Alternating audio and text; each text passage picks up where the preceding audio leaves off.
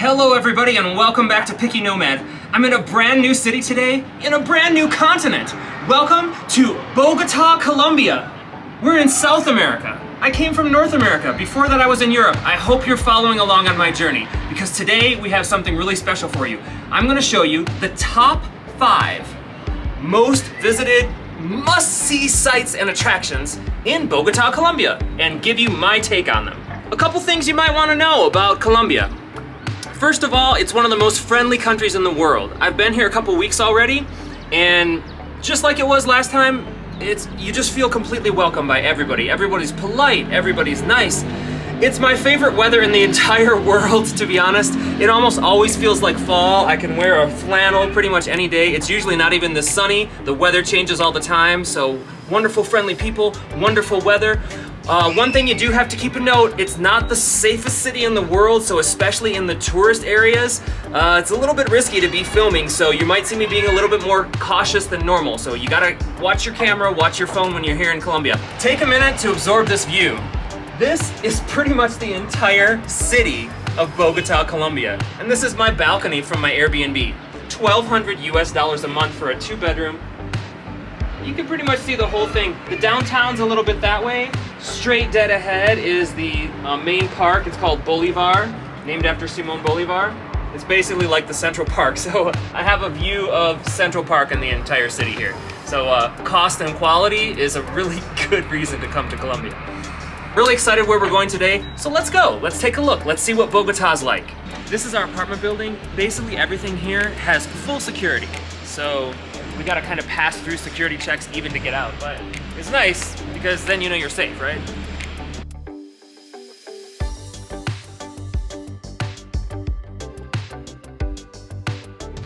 One of the best ways to get around here, Uber and Didi.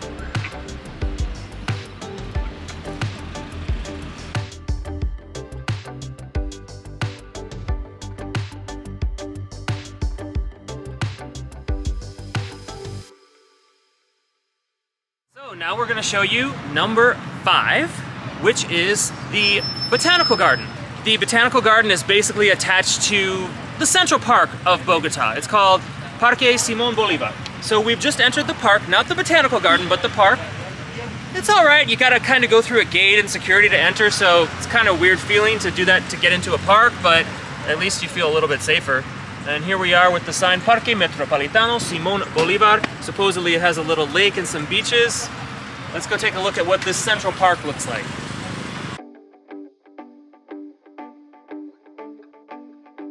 It's a nice park. It's very quiet, it's very peaceful. Feels very safe. There's people flying kites, kids playing, people playing with their dogs. The vegetation is kind of these shorter trees and more piney, coniferous looking trees. So it's not like some lush oaks and things like that you'd see in Central Park. It's more unique to this climate that we have here in this little plateau basin of Bogota. So of course I'm still in love with the weather here in Bogota. I'm in a t-shirt because I'm originally from northern Michigan, so I love this kind of about 60 degrees Fahrenheit. You'll have to convert to Celsius. I can't do it that quick yet in my head, even though most of the places I go are in Celsius. But it's basically like a perpetual fall here in Bogota. So here I am in their Central Park, their version of Central Park, which is called Parque Simón Bolivar. There's Simón right next to me. He was born into a Creole family in what was the 1700s. He was actually born in Venezuela, but ended up living here and basically was the liberator of about 5 South American countries. So that's why the park's kind of named after him. I like it. I actually feel very safe in here because you have to go through security to get in and there's hardly anybody in here. A little note about how to get around Bogota, in case you're wondering, you're coming here for a short trip and you're wondering what's the best way to get around. They do have public transportation, but it's kind of like, I've heard 2 different stories about it. They say it's really easy to get pickpocketed, and a lot of people just say it's not worth it. Uber works very well here. My friends had a couple times where they've canceled on him, but I've had pretty good luck with it. They have another app called Didi, which you heard me talk about in Mexico. They also have Cabify. I think they even have another one. So those have all actually worked pretty well for me. We came all the way from Chapinero Alto, which is where we are staying in kind of the nicer zone of Bogota. And we came all the way here to the park. It was about a 20-minute drive. We paid about $2.25. So even if you're taking an Uber, you're basically paying the same amount as you would be paying for public transportation in the US or Western Europe or a country like that. Even Budapest, I think, is $1 every time you get on the public transportation. So it's really pretty much the best way we found is Didi and Uber. I might try the Transmilenio, which is supposed to be like their version of the subway. They don't have a subway here. They don't have a metro. They have a big bus that runs kind of in its own lane, but it still has to stop for traffic lights and stuff. But like I said, some people say that it's easy to get pickpocketed there, and we definitely didn't feel comfortable taking a video camera on there, so that's why we took the Uber today. So just something to think about. You can definitely get around with Uber, Didi, Cabify.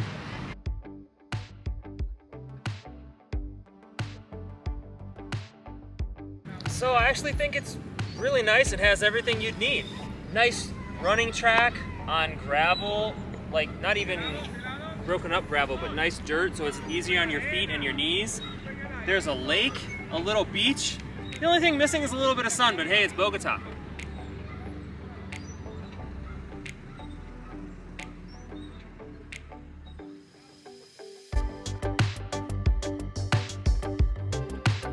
Welcome to number 5, the Bogota Botanical Garden. The number 5 must-see attraction in Bogota, Colombia. Para la biodiversidad mundial, que es el bosque andino. Bien, atención con esto que les voy a decir. Para algunos investigadores, el bosque andino de estos penachitos que salen son hombres, son estructuras masculinas. En cada una de esas flores individuales hay muchos machos y solamente una niña. Genera unas vibraciones, pero la planta no abre una estructura, no abre la antera para digamos, emitir polen. ¿Listo? He told us to smell this. Esa cara, uy no. See, Miren. a little bit of like a cockroach or something. ¿Usted ha olido las cucarachas? Sí, cuando las matan. Huele mucho. Esta planta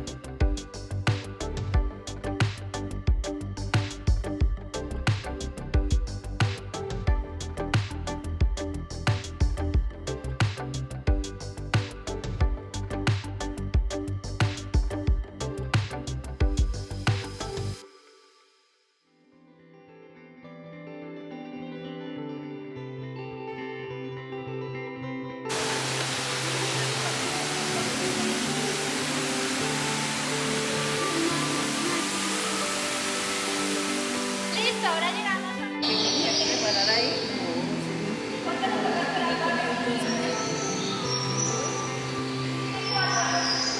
llegar a ser ¿Para qué es la espina? Para evitar la pérdida de agua. La espina jamás va a perder agua. Y segundo, para protegerse.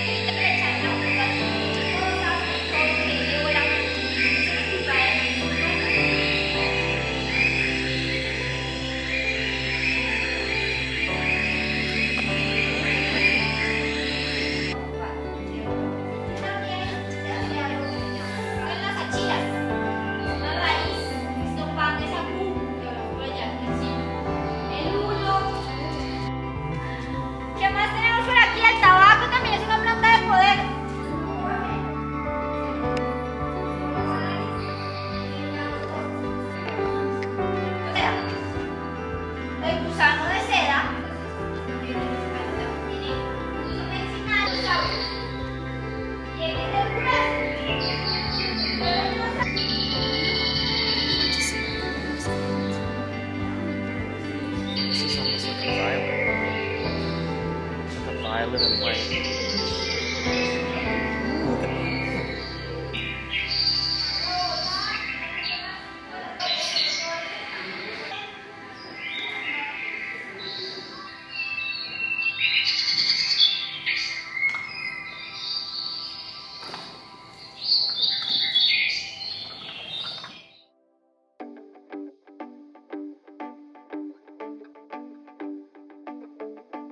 What was my opinion? I really liked it. I liked the Tropicarium probably the best, but I liked all of it. Even the outdoor parts, you could see lots of different plants, ferns, palms, and then when you go inside the Tropicarium, you get to see the tropical, hot tropical forest like in Chocó, then you see a drier area. My favorite part was where they had all the powerful plants, they called them, plantas poderosos, like they had the coca leaves and tobacco and things like chocolate and vanilla. So that was really cool to see all those in one little spot. I really enjoyed that. And then coming out of that, you get to see these brilliant, bright orchids and different flowers. I don't know much about flowers, but I really, really enjoyed it. So I do highly recommend the Jardin Botanico, or the Botanical Garden of Bogota. And here we end at the Rose Garden.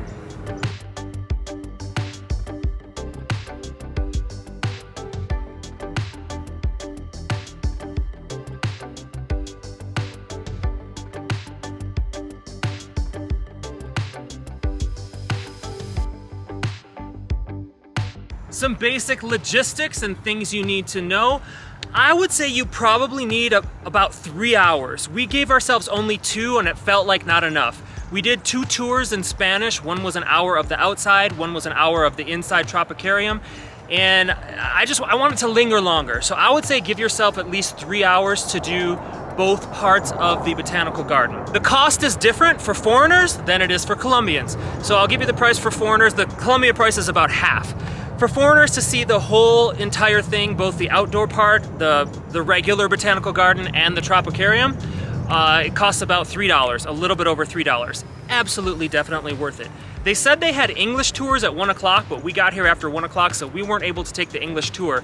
I would recommend taking the English tour if you don't speak any Spanish, because we didn't see a lot of markers that explain things in English. Very, very, very few. So if you're only speaking in English going around here, you're only just going to be visualizing things. You're not really going to know what you're looking at. If you do speak Spanish, we ended up finding several Spanish-speaking tours just by asking around. So that was really worth it. Give yourself about 3 hours, costs a little bit more than $3, and that should be all that you need to know. So that pretty much wraps up number 5, the Botanical Garden of Bogota.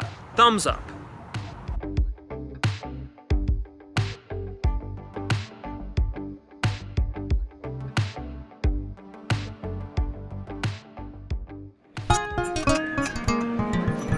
All right, welcome to must-see site number 4. I am in the center of Candelaria, which is basically the old historic area of Bogota. And it's pretty epic. I have some amazing buildings around me. Behind me, the Catedral Primada, the Capitol, and the building which I believe is the Palace of Justice, which is where a major kind of insurrection took place in the 90s. So this is an area really packed with history. First of all, let me give you a little bit of a history bomb of Bogota, Colombia. So, how big is Bogota, Colombia? 8 million people, approximately.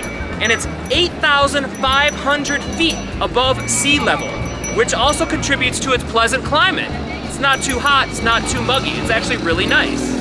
Right now, I'm standing in what's called Plaza de Bolivar, which is basically the central square. You can see it just looks just like a plaza that they would have in Spain or any other colonial city. Very, very beautiful plaza. So, this is likely the spot where Bogota was founded. It was founded and it was called Santa Fe de Bogota, and that comes from an indigenous name which was actually Bacata. So that's where they got it from. It's since been shortened just to Bogota. So when was it founded? This city was basically founded in 1538. Can you imagine? 1538. That's almost 500 years ago, okay? Mexico City, founded in 1521, so 17 years after Mexico City. Santo Domingo, the first European settlement on the island of Hispaniola, that was founded 42 years prior, so this is a really old city. Let's compare it to the United States. When was our first settlement in the United States? It was Jamestown, the first English European settlement in Jamestown, Virginia in 1607. So this is almost 100 years before the very first settlement in what is now the United States. Same thing with Canada, Quebec City, basically 1608. So here we are in this area that was inhabited at the time by an indigenous tribe called the Muisca. And in 1538 comes Gonzalo Jimenez de Quesada to found what will become the city of Bogota. So the cathedral behind me looks pretty old, but it's actually not that old compared to the city of Bogota. It was built, started in about 1807, finished in about 1823. But it was the site of the first cathedral and church here, most likely. But that's burnt down several times. Basically in 1538, when this was founded by Quesada, Jimenez de Quesada, there were also screaming girls. But at the time, there would have been much less screaming little kids because there were only 12 huts and a chapel right here. So picture that, 1538, 12 huts and a chapel. So this area had to survive earthquakes, smallpox, all kinds of things to become the city that it is today. It started out being ruled from Santo Domingo in the 1500s. Then in the 1700s, it was ruled from Peru. In probably around 1821, which was also around the time of the Mexican independence, it became a capital of Gran Colombia. So at that point, it became a ruling city. And it grew steadily since then. But in the mid-1800s, this city still only had 30,000 people. So the exponential growth, which you see today, happened in the 1900s, much later. Any idea who this gentleman is? Take a guess. Probably the most famous person in South America. This is the person that the plaza is named after. It's Simón Bolívar, the great independence fighter, who actually lived here. His house, when he lived here in Bogota, is still here. We're not gonna go there today because it's not one of the top 5 attractions of Colombia, but this is where Simón Bolívar lived. And so that's why there's a statue of him here, because he brought independence to not only Colombia, but a lot of the neighboring countries. Venezuela, Ecuador, Peru, Bolivia. Simón Bolívar is originally from Venezuela, but when this became the capital of Gran Colombia, he lived here in Bogota. He died not too far away, also in Colombia, in the city of Santa Marta, which is closer to the coasts. Right behind me, another one of the very important monuments here in the Plaza de Bolivar, or the Plaza Bolivar, is the Palace of Justice. In 1985, this was the scene of one of the most famous and well-known incidents that happened in Colombian history. It was when the gang, or whatever you want to call it, depending on your political beliefs or historical perception, called M19 invaded the Palace of Justice. There were 300 civilians inside, and at the end, 115 people were dead. That was the Colombia of the 1980s. Since then, a lot has changed. They say Colombia is a lot safer. How do I feel right now here in Bogota, in Candelaria? Well, I really love it. I love the weather. It's usually not even this sunny. The people are really friendly. It's a gorgeous plaza, as you can see. The only thing I find slightly annoying is that everyone is always talking about getting robbed. So we actually hired a friend to even watch us while we're making this video so nobody takes our camera. I don't know how true that is, but all the locals say it. So that's the only negative, is you really gotta watch your back. Other than that, it's a beautiful historic center and I love walking around it.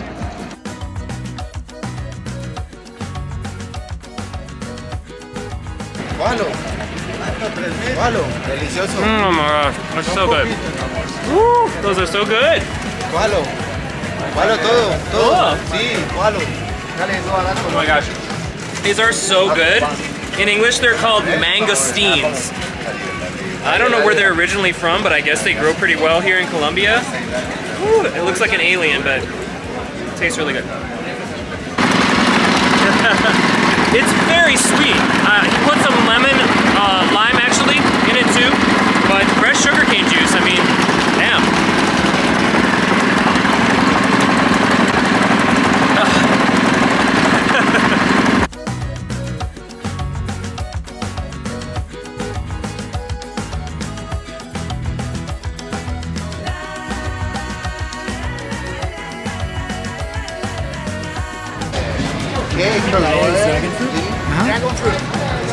¿Pitaya en español? Pitaya. Is that mamé? Ese es zapote. Pruébela. No. No, si eso es una delicia. Pruébela, Yo la paisano. probé. Pruébela. Aquí en Bogotá, en Colombia, todo es rico, todo es delicioso, hermano. Bienvenido a mi país, hermano. Colombia. Bienvenida, manito. Gracias. Aquí la gente son alegres, son humildes, la gente aquí son felices, hermano. Todo el mundo es feliz. Gracias. Mi nombre es Javier Marvar, un placer.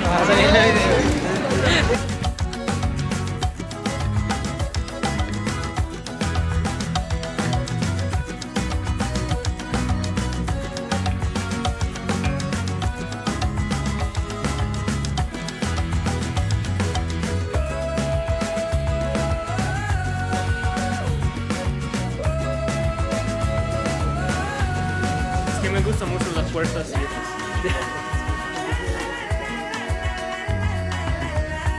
So we're still in site number 4, Candelaria. We're taking basically a stroll through the old town. We're gonna head to a place called Plazoleta Chorro de Quevedo. It's a lot, that's a mouthful. But it's basically a part of Candelaria where young people hang out and they sell a bunch of different flavors of the special liqueur. One of the nicest things about Bogota is you can pretty much always see the mountains in the background. Somehow. Okay, here I am. This is Plazoleta Chorro de Quevedo. It's basically a place where young people hang out. They have storytelling on Friday nights, maybe some other nights. It's got a pretty cool vibe, but probably the vibe is cool because it's a place where everyone comes to buy what is called Chicha. What is Chicha? It's basically a beer made out of corn, right? It's a beer made out of corn? No, it's not beer. It's not a beer. Fermented. It's a beverage fermented corn. From corn. Fermented beverage from corn. To me, it tastes kind of like a beer, but it's not a beer. And they can make it in all different flavors, like you can see over here.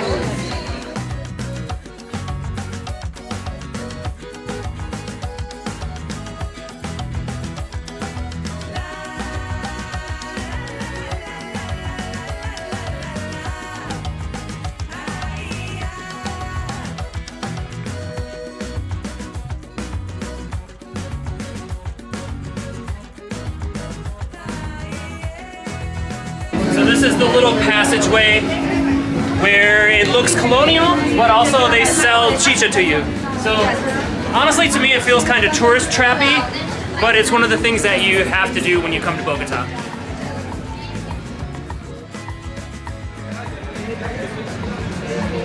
That wraps up our tour of Candelaria. See you at number 3.